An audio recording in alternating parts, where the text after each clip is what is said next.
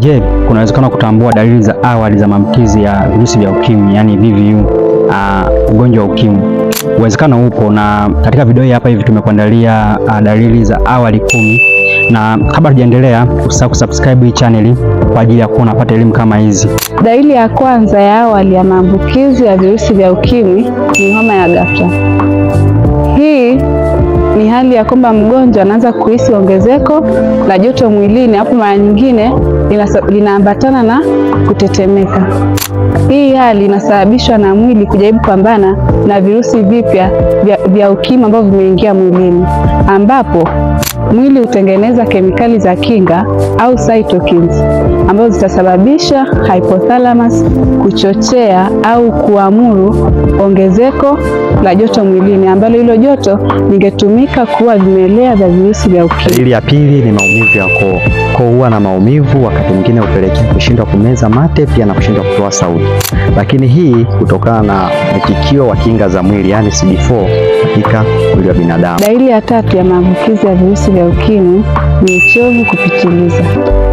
Mgonjwa huhisi uchovu wa hali ya juu, na mara nyingine hata baada ya kupumzika anahisi kuchoka. Pia wakati mwingine anashindwa kufanya hata shughuli za kawaida kwa sababu ya huo uchovu. Hii husababishwa pale ambapo seli za mwili zikivamiwa na virusi vya ukimwi, mwili unajaribu kutengeneza seli nyingine zaidi, kitendo ambacho kinatumia nguvu nyingi, na pia mwitikio wa kinga za mwili hutumia nishati kubwa. Dalili ya 4 ni kuvimba kwa tezi, yani swollen lymph nodes. Tezi zilizopo katika maeneo ya shingo, kwapa na hata mapaja huvimba, na hii hutokana na baada ya virusi vya ukimwi kuingia katika mwili wa binadamu, seli hizi huenda kujikusanya katika sehemu moja, na mwili hujibu wa kuzalisha seli nyingi zaidi ambazo huenda kupelekea uvimbe katika maeneo hayo, ambayo husababisha maumivu na uvimbe. Dalili ya 5 ya maambukizi ya virusi vya ukimwi ni maumivu ya misuli na viunganishi vya mifupa. Mgonjwa huhisi maumivu kwenye misuli, pia kwenye viunganishi vya mifupa kama magoti, mabega na mgongo. Hali hii inasababishwa na kemikali za kinga zinazotengenezwa mwilini baada ya kutambua uwepo wa virusi vya ukimwi, husababisha kitendo cha uchochezi au inflammation. Dalili ya 6 ni kutokwa na jasho, hasa nyakati za usiku, yani night sweats.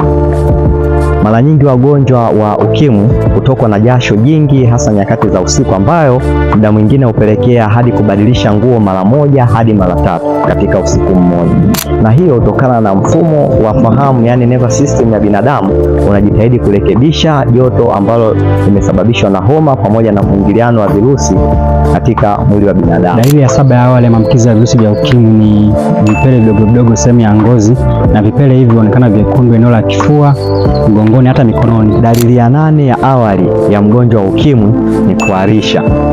Mara nyingi mgonjwa wa ukimwi huharisha, na wakati mwingine hupata maumivu ya tumbo, lakini sababu kuu ya hali hiyo ni kutokana na baada ya virusi vya ukimwi kuingia katika maeneo ya tumbo, hupelekea mwitikio wa mwili ambao huweza kusababisha michubuko ya utumbo, na hivyo hupelekea mgonjwa huyo kuweza kuharisha na pia kupata maumivu ya tumbo. Dalili ya 9 ya awali ya maambukizi ya virusi vya ukimwi ni vidonda sehemu ya mdomo na hata sehemu za siri. Vidonda hivi vinasababishwa sababu unapopata maambukizi ya virusi vya ukimwi, kinga ya mwili hushuka, na unaweza kupata maambukizi madogo madogo kama vile ya fungus, bakteria na hata virusi vingine tofauti na virusi vya ukimwi, ambapo virusi hivi vinasababisha vidonda hivi sehemu ya mdomo na hata sehemu za siri. Dalili ya 10 ya awali ya mgonjwa wa ukimwi ni kupoteza hamu ya kula, yani loss of appetite. Mara nyingi mgonjwa wa ukimwi hupoteza hamu ya kula, na hata akila huweza kutapika. Hii hutokana na mabadiliko ya homoni na pia hali ya namna ya mwili kujikinga, ambayo huweza kupelekea hali hiyo ya kupoteza hamu ya kula kwa mgonjwa wa ukimwi. Hatimaye tumefikia tamati ya video hii, ambapo tulikuwa tunaeleza dalili za awali za maambukizi ya virusi vya ukimwi.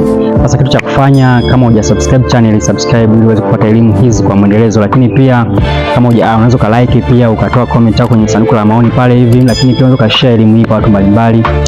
Kitu cha muhimu zaidi ni kwamba unapo dalili hizi kwa mtu wako wa karibu, hata wewe mwenyewe hakikisha unafika kituo cha afya waje kuchukua kipimo cha ukimwi. Hii hapa ni muhimu sana, kwa sababu unapochukua kipimo mapema, kujua dalili hizi mapema, inakuwa ni rahisi kuweza control maambukizi haya na kuweza kufanya matibabu na baadaye ukaonekana na afya njema kama watu wengine. Lakini unapochelewa unasababisha wale virusi wanakuwa wameshazaliana wengi, alafu wanalipuka kwenye seli, wanasambaa sehemu mbalimbali za mwili kusababisha hatari zaidi. Kwa kufanya check up mapema na anza matibabu mapema ili kuweza kuongeza muda wa kuishi.